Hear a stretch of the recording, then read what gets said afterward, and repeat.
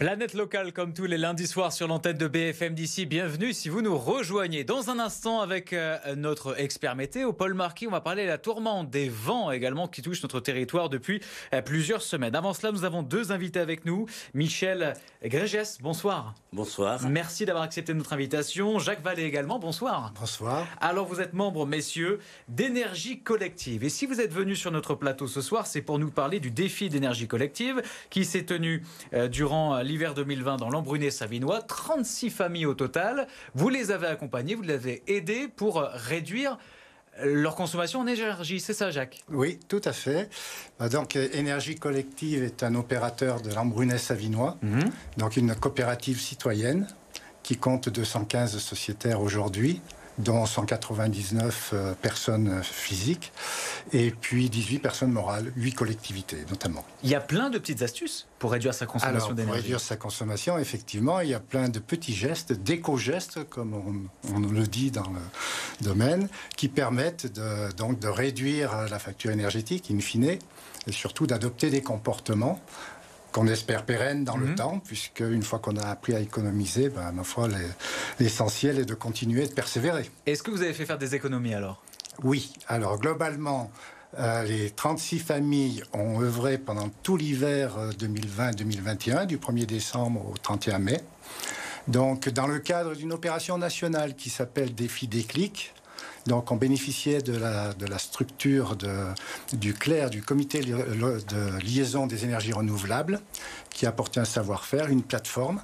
Donc on renseignait nos consommations des années précédentes pour avoir une référence, et de l'année en cours, au fur et à mesure, donc, que les compteurs nous livraient les informations. Ce qui fait qu'on pouvait observer nos consommations et surtout l'économie qu'on faisait, donc corriger des données climatiques, etc. Alors, le bilan, eh bien, il y a 22 familles où on a un bilan bien complet, donc on va s'arrêter là-dessus. Sur ces 22 familles, on a fait 20% d'économie d'énergie. Donc c'est pas mal. Alors, on s'est intéressé aussi à l'eau. Et sur l'eau, on a fait 7,5% d'économie. D'accord. Alors, dit autrement, ça fait à peu près 200 € par famille. Ah oui. Ce qui est bien. Surtout l'hiver. Surtout l'hiver. Ouais. Hein. Donc, ça, c'est un résultat qui est tangible. Si on regarde au niveau national, on était un peu au-dessus, parce que c'est la première fois qu'on faisait ce défi.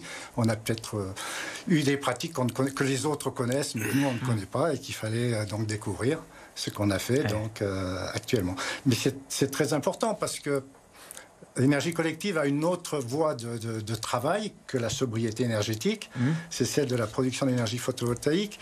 Et on s'aperçoit que pour faire la même économie que celle que les 22 familles ont fait, il nous faut deux équipements photovoltaïques de 9 kW crête, mais avec un investissement qui est sans comparaison, puisqu'il faut investir 40 000 € en gros, alors que là, avec 60 € par famille, on a fait nos 200 € d'économie. Michel, je me tourne vers vous. Vous avez apporté des petits objets. Est-ce que vous pouvez nous les présenter? À quoi ça sert, par exemple, le petit sablier? Ça, ce sont des objets qui vont nous permettre de réduire la facture. Eh bien, ça fait partie des 60 € dont Jacques vient de parler. Donc, on investissait environ 60 €. 60 €, c'est un petit sablier. Un petit sablier qui sert à calculer le temps que l'on passe sous la douche. Et l'idée, c'est de ne pas dépasser les 5 minutes sous la douche. Pour un adolescent ou une adolescente, c'est très compliqué, ça. C'est compliqué, mais ça fait partie des objectifs qu'il faut atteindre, y compris avec les adolescents. Voilà, donc ça, c'était un premier outil. À côté, alors, vous avez à côté, c'est uniquement un thermomètre qui est assez précis, et avec un hygromètre également qui permet de caler un petit peu la qualité de l'air et de l'hygrométrie qu'il y a. Ceci, c'est un... Est-ce que vous pouvez la lever, la montrer bien à la caméra? Wattmètre. Alors, c'est tout simple, un wattmètre, donc il permet donc, de brancher un appareil sur une prise et de calculer la consommation d'énergie qui en ressort. Et c'est par exemple avec cela, parce que on est passé par presque tous les appareils de la maison en ce qui nous concerne. Je fais partie des personnes qui ont participé donc au défi. Ça nous a permis de vérifier que l'un des appareils qui consomme le plus dans une famille, mis à part le chauffage, quand il y a un chauffage électrique, eh bien c'est le chauffe-eau. Oui, chauffe-eau. Le chauffe-eau consomme beaucoup plus que je ne le pensais. Ouais. Voilà. Et ça, il nous reste 1 minute. La dernière petite pièce, vous pouvez la montrer. Donc, ce sont des économiseurs d'eau, c'est des moucheurs d'eau donc que l'on met sur un robinet. Et ça réduit la la pression. Et ça réduit la pression, ça fait de la mousse. Donc on a la même qualité d'eau, donc de sensation d'eau dans la main. Mais par contre, on consomme moins d'eau. Et l'idée, c'est donc de veiller, bien sûr, à diminuer la quantité d'eau que l'on passe, ce qui permet donc de faire des économies écologiques, mais également des économies financières. Donc. En moins de 30 secondes, le mot de la fin, Jacques Vallée, objectif réussi dans le Savinois Lambrunet. Et vous allez recommencer pour les prochaines idées? Alors, oui, objectif tenu et réussi. Ça, c'était un enseignement important qu'on ne peut que souhaiter qu'il essaime. Alors, nous avions comme souteneur, comme aide financière, une aide du syndicat d'électrification du 05, de la communauté de communes, du Serponçon également. Et on a transmis tous ces résultats à la communauté de communes de Serponçon en espérant que justement elle puisse s'approprier et monter une opération plus globale, plus générale, et bien entendu, sur laquelle l'énergie collective est prête à participer. Merci beaucoup, messieurs, d'avoir été nos invités ce soir sur l'antenne de BFM d'ici. Restez avec nous parce qu'on va se tourner maintenant vers notre expert météo. Bonsoir Paul Marquis. Bonsoir Valentin. Merci d'être avec nous. Alors c'est un temps à planter des éoliennes parce que ce soir on va parler du vent. Et oui, c'est vrai qu'actuellement un autre épisode de vent fort concerne nos deux départements. Donc on va faire le point ensemble sur ce phénomène si récurrent cet hiver. Alors comment se forme ce phénomène, Paul?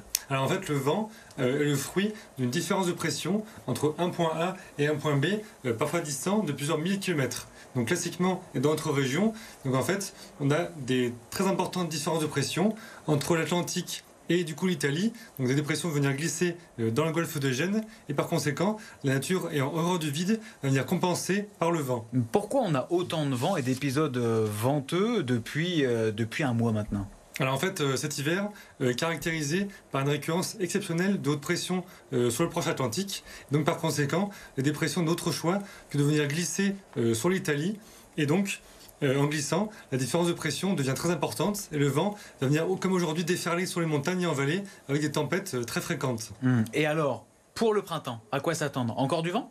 Alors oui, très bonne question Valentin, que beaucoup de monde se pose. Donc effectivement, pour le moment, les tendances saisonnières pour le printemps ne sont pas très bonnes au niveau de la sécheresse, puisqu'on aurait un mois de mars plutôt sec et doux à l'image du mois de février.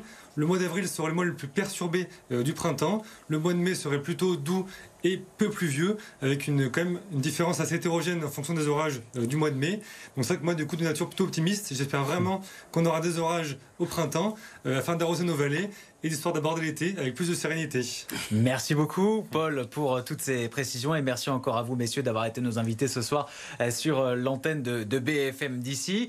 Planète Locale est à présent terminée. On se retrouve la semaine prochaine pour un nouveau numéro.